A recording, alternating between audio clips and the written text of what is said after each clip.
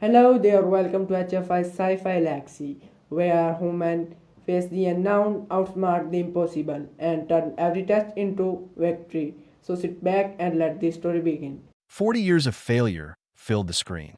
Counselor Breath stood at the front of the briefing room aboard the orbital station above Orden 4 and let the numbers speak for themselves. 18 species had attempted surface operations on the jungle world below. 312 personnel lost. Every expedition had gone down with heavy weapons, armored transports, and military escorts. Every expedition had been torn apart by the creatures living in the northern hunting grounds. The apex predators of Orden 4 had no official name.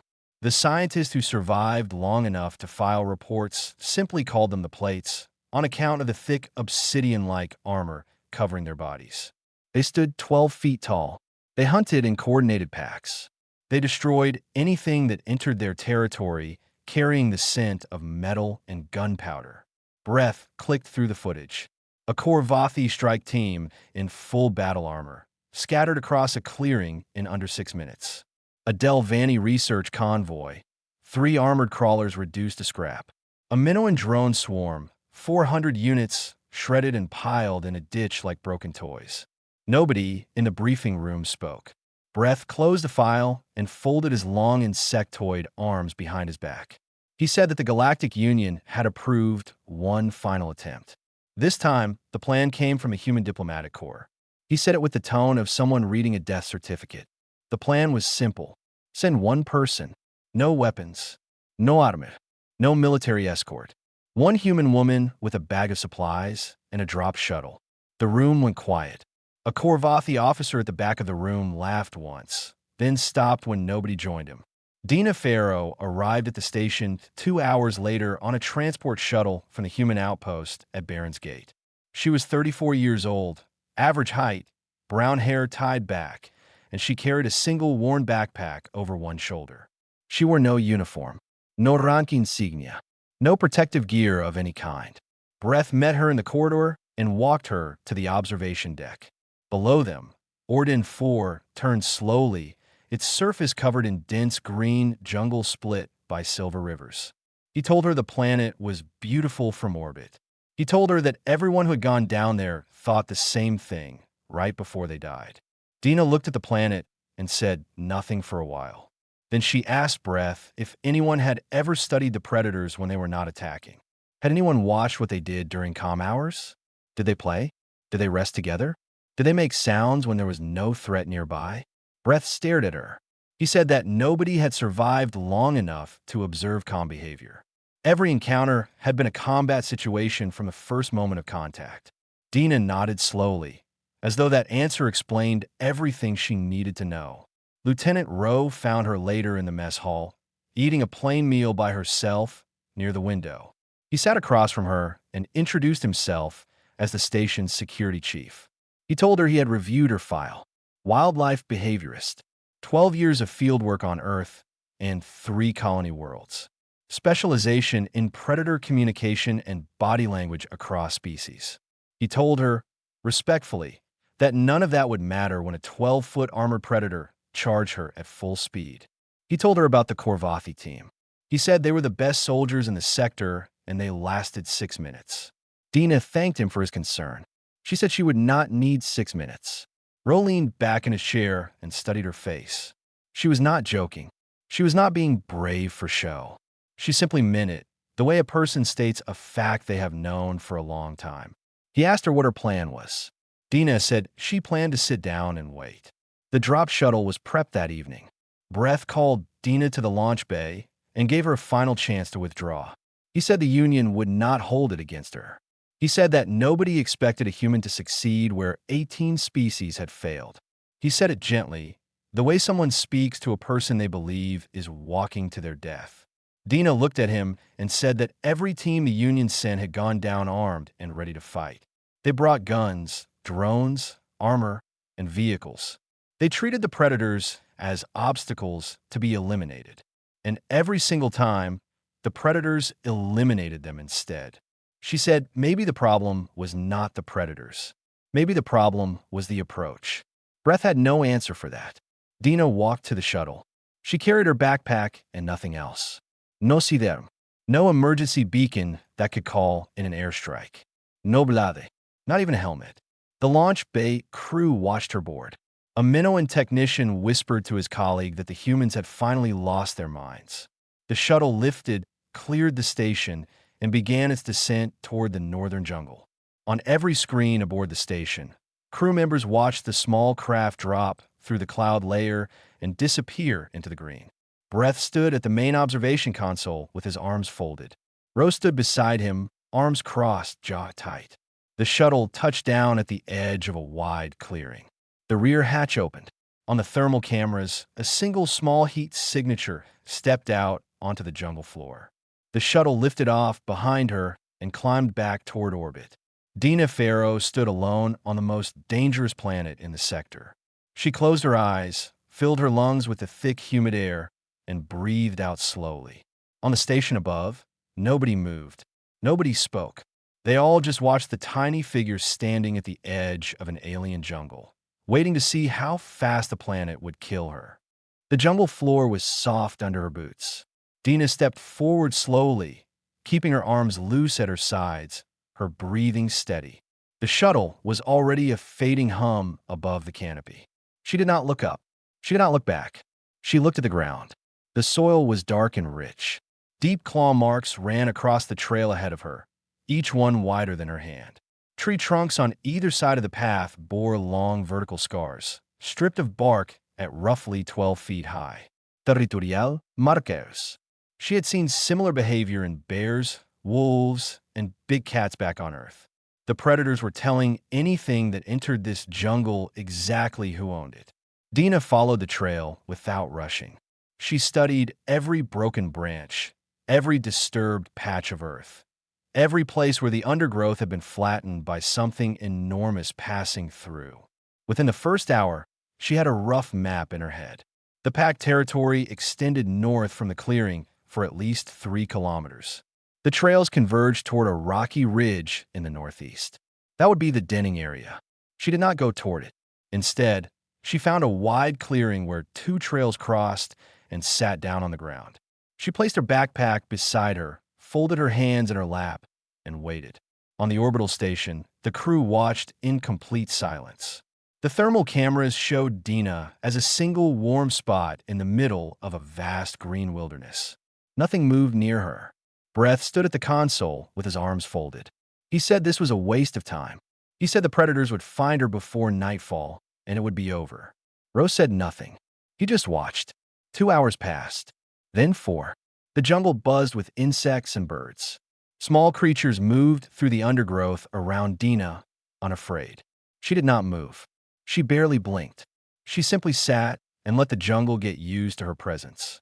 Near sunset, the first movement came. 2 shapes emerged from the treeline on the far side of the clearing. Even on the low-resolution thermal cameras, the crew on the station could see their size. They were massive.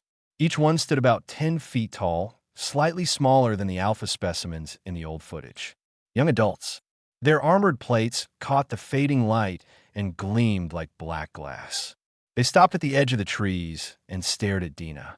Breth leaned forward. Ro gripped the edge of the console. Dina did not stand. She did not turn to face them directly. She kept her body angled slightly sideways, her gaze low, her posture soft. No direct eye contact. No sudden movements. No sign of challenge or threat.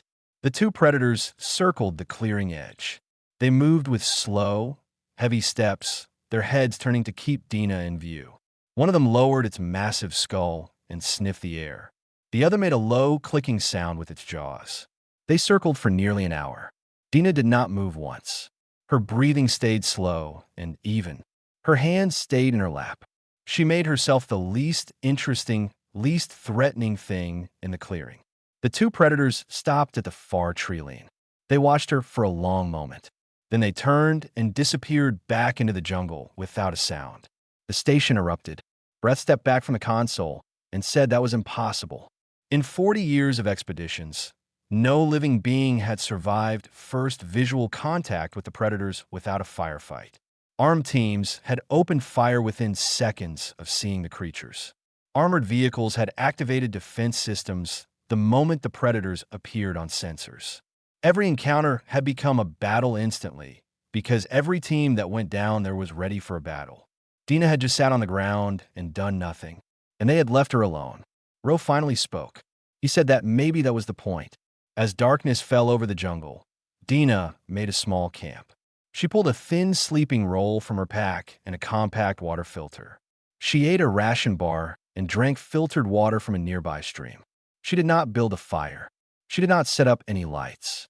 She sat in the dark and listened. The jungle at night was a different world. The insects' sounds changed pitch. The birds went silent. Somewhere in the distance, something large moved through the trees with slow, deliberate steps. Then she heard it, a deep sound, so low it was almost below hearing. It did not come through her ears so much as through her chest, a vibration that rolled through the ground and the air at the same time.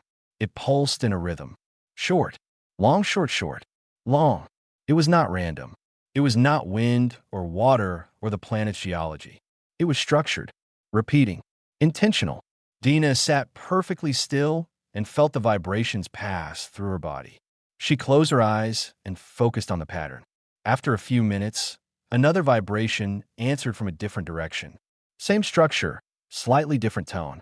Then another from further away. They were talking. The predators were talking to each other, and they were doing it at a frequency that most galactic species could not hear at all. But humans could feel it.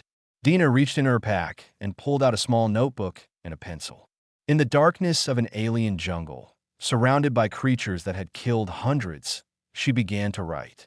On the station, Ro watched her heat signature sitting motionless in the dark clearing and realized he was holding his breath.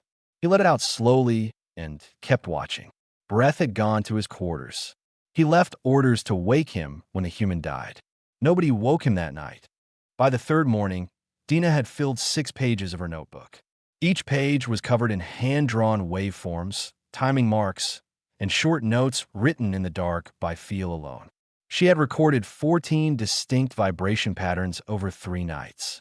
Some repeated at regular intervals. Some appeared only once.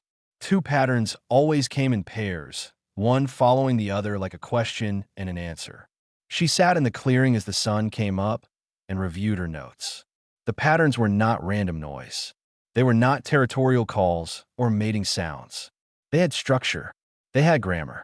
The predators of Ordin 4 had a language, and nobody had ever noticed because nobody could hear it.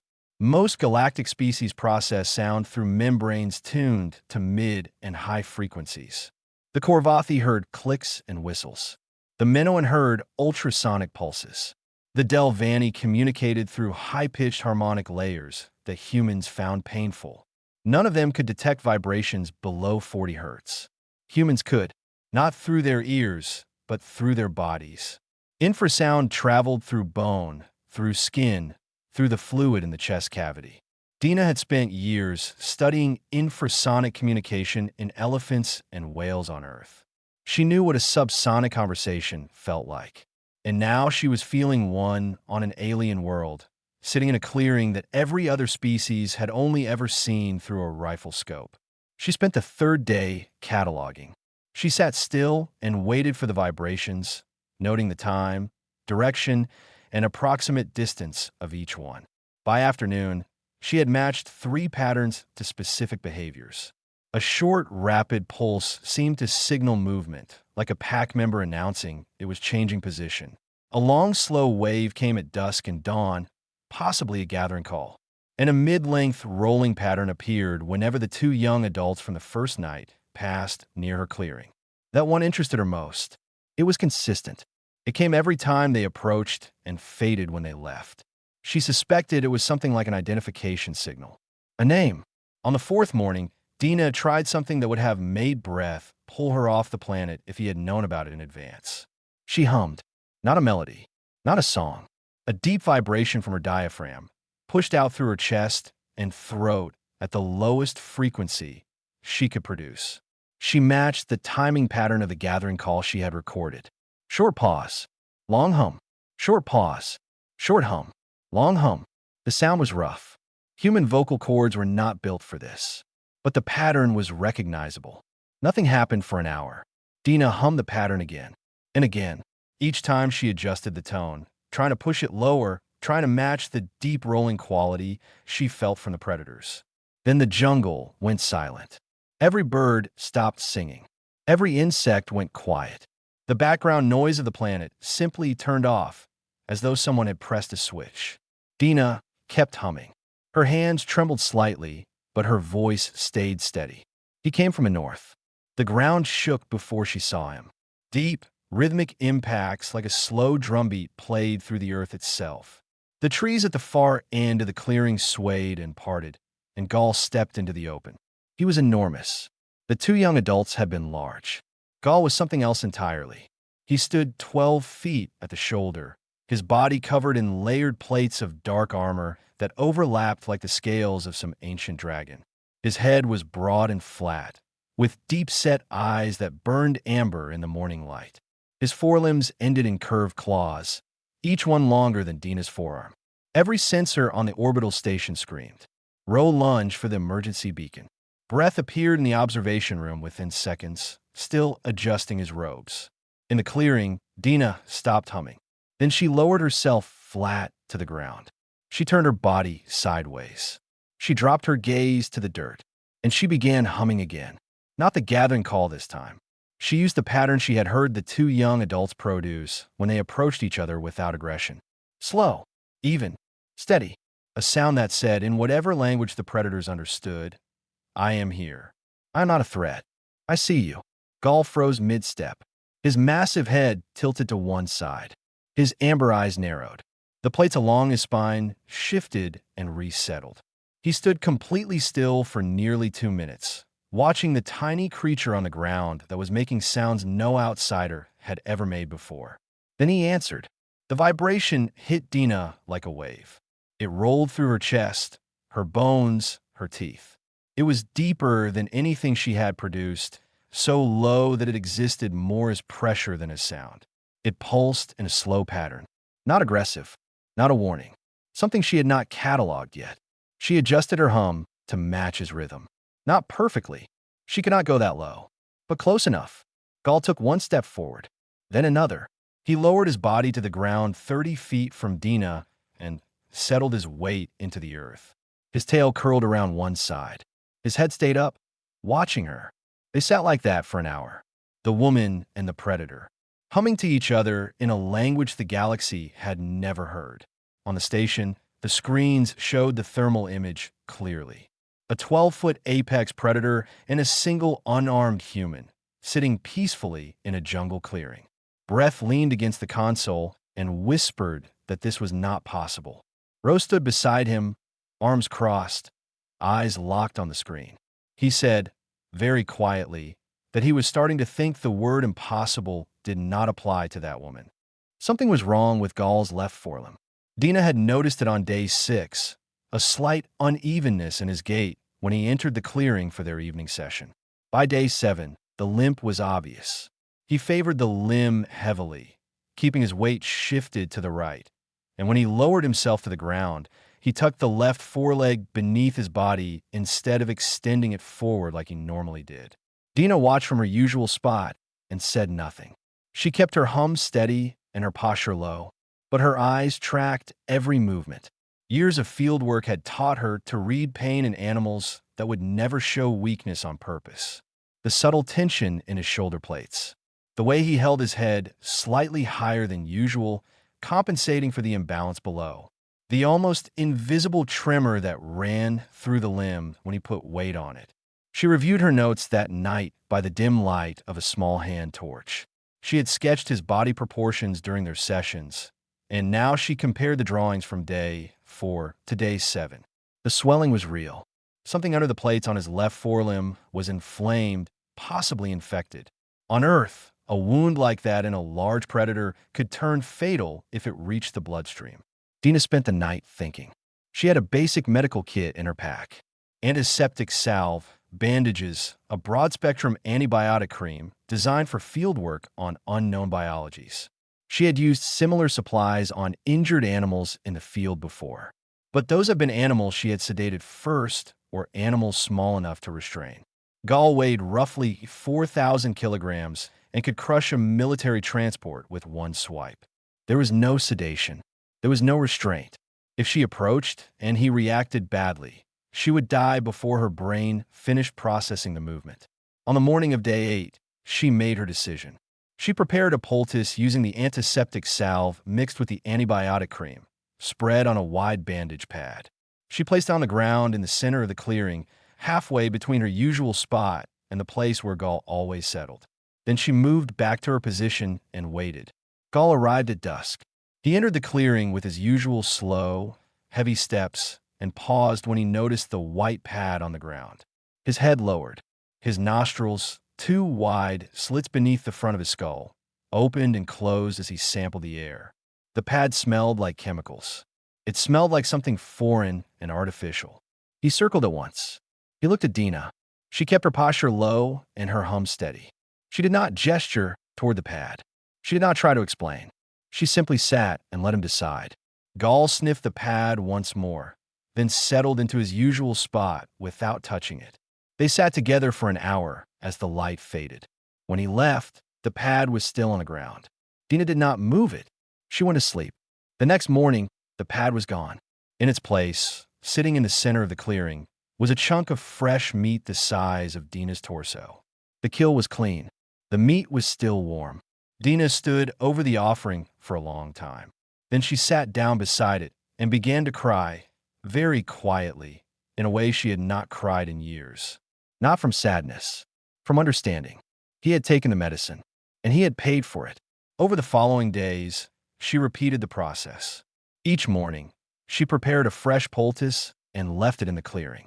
Each morning, she found it gone and a gift left in its place. A piece of prey, a smooth stone, a cluster of fibrous material stripped from a tree, woven together in a way that did not look accidental. By day 10, the swelling in Gall's forelimb had visibly decreased. His gait was evening out. He put weight on the limb again during their sessions. On the evening of day 10, Dina moved the poultice closer to his resting spot. When Gall settled down, the pad was barely 3 feet from his injured limb. She waited until his vibration dropped into the slow, steady pattern she had come to associate with calm. Then she stood slowly, picked up the pad, and walked toward him. Every person watching on the station held their breath. Dina crouched beside his left forelimb. She could feel the heat radiating from his body. His plates shifted as he turned his massive head to watch her. His amber eyes were inches from her face. One snap of his jaws would end her. She placed her bare hand on the armored plate above the wound. The surface was warm and smooth, like heated stone. Beneath it, she could feel the subtle vibration of his body, the deep hum of his biology working. Gall did not move. His vibration changed. It dropped into something she had never recorded before. Low, steady, rolling, almost like a purr. She applied the poultice gently beneath the plate edge where the skin was exposed and soft. Gall watched her the entire time. When she finished, she rested her hand on his flank for a moment, then moved back to her spot. That night, the rest of the pack came. They emerged from the jungle one by one. 7 predators in total, each one massive, each one plated in dark armor. They entered the clearing and settled around Dina's camp in a wide circle. They did not approach her. They did not threaten her. They simply lay down, tucked their limbs beneath their bodies, and stayed. Rowe pulled up the thermal overlay on the station monitor. The image was unmistakable. 7 massive heat signatures arranged in a defensive ring around a single, small one at the center. They were not surrounding her as prey. They were guarding her. Breath sat down in his chair slowly, as though his legs had forgotten how to hold him. He stared at the screen for a long time. Then he said, very quietly, that he needed to rewrite his entire report to the Galactic Council. Everything they thought they knew about Ordin 4 was wrong. The Mineral Survey ship dropped out of hyperspace on the morning of day 14. It was a big vessel. Dina heard about it from the short-range communicator Rowe had insisted she carry the one piece of technology she had agreed to take. Rowe's voice came through flat and tense. He said a Union survey vessel had arrived with a crew of 50 and a full military escort of Korvathi soldiers. They had orders to begin surface operations immediately. Dina was sitting in the clearing with Gaul when the message came through. Two of the younger predators were resting nearby, their tails curled around each other. The pack had grown comfortable around her camp. They came and went freely.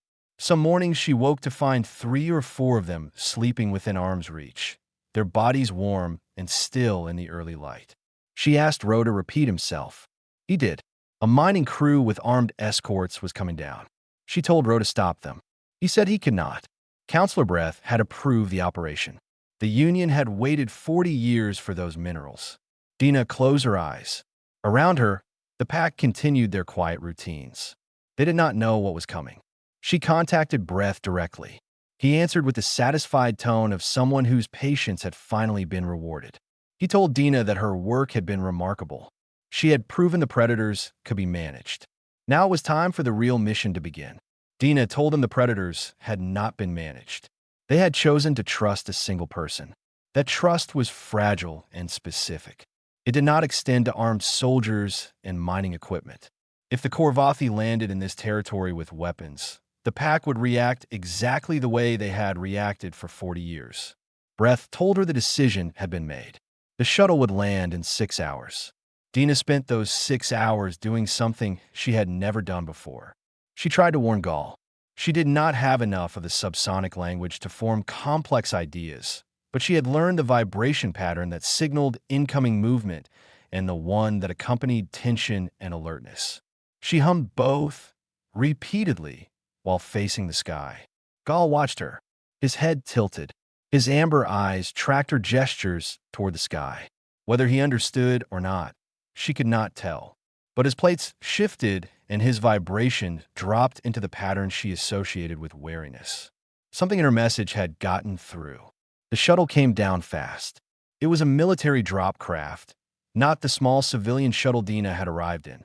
It roared through the canopy and slammed into the ground at the southern edge of the clearing with enough force to shake the trees.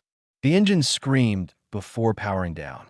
Birds erupted from the canopy in every direction. The effect on the pack was instant. Every predator in the clearing surged to its feet. Their plates flared open along their spines, doubling their apparent size. The subsonic vibrations changed immediately from the calm, rolling patterns Dina had come to know to a rapid, pulsing frequency she had cataloged on her first night. The territorial alarm. Deep, fast, and aggressive. The shuttle ramp dropped, and Korvathi soldiers poured out. 12 of them, fully armored, helmets sealed, plasma rifles raised and scanning. They formed a perimeter in seconds with the mechanical precision of professional soldiers who had done this 1,000 times. Gaul rose to his full height. 12 feet of armored predator, plates fanned wide, claws digging into the earth. He opened his jaws and roared. The sound was not subsonic. It was a full-spectrum blast that cracked the nearest tree trunk and sent 2 soldiers stumbling sideways. The other predators moved behind him, spreading into a line. 7 apex predators, each one built to destroy anything that threatened their home. The Korvathi commander shouted orders. Weapons came up. Targeting systems locked. Dina walked between them. She stepped out of the tree line and into the open space between the soldiers and the pack. She faced Gaul first. He was shaking with fury, every plate on his body raised, his vibrations so strong the ground trembled beneath her feet. She planted herself in front of him and began to hum. The calm pattern, the slow, even, rolling hum she had spent 2 weeks building. The sound that said, "I am here. I see you. There is no threat." Gaul's roar cut off. His head dropped toward her. His eyes locked on her face. Dina kept humming. Her voice shook, but the pattern held. Then she turned to face the soldiers. 12 armored Korvathi, with their weapons, aimed at the creatures behind her. She told them to lower their weapons. She told them to sit down. Nobody moved. The Korvathi commander stared at her through his visor. Behind Dina, Gaul took a step forward. The soldiers tightened their grips. Dina did not flinch. She turned her back to the guns and faced Gaul again. She placed both hands against his lowered head, her palms flat on the smooth armor just above his jaw. She hummed directly into his skull, letting the vibration pass through her hands and into his body. Gall's plates slowly folded down. His body lowered. His vibrations shifted from the territorial alarm to something deeper, something that resonated with the hum Dina was producing. He pressed his massive forehead against her chest and went still. The clearing went silent. Dina stood there for a long moment, a woman with no weapons, no armor, holding the head of the most dangerous creature in the sector against her heart. Then she turned to the Korvathi commander and spoke clearly. She said that if they wanted access to this planet, they would do it on her terms. No weapons in packed territory. No machinery within 2 kilometers of the denning grounds. Every operation approved through her. The commander looked at Gall. He looked at the other 6 predators standing behind the Alpha in a wall of dark armor and amber eyes. He looked at the small woman standing between them with nothing but her voice. He ordered his soldiers to stand down. 3 months after Dina Farrow stepped onto the surface of Ordin 4 with nothing but a backpack, the Galactic Union reclassified the planet. It was no longer a restricted zone. The new designation had never been used before. Protected Cooperative Territory. It meant that the planet's native inhabitants were recognized as intelligent beings with territorial rights, and that all operations on the surface required their consent. Nobody in the Union had ever granted that status to a species that could not speak, build cities, or operate technology.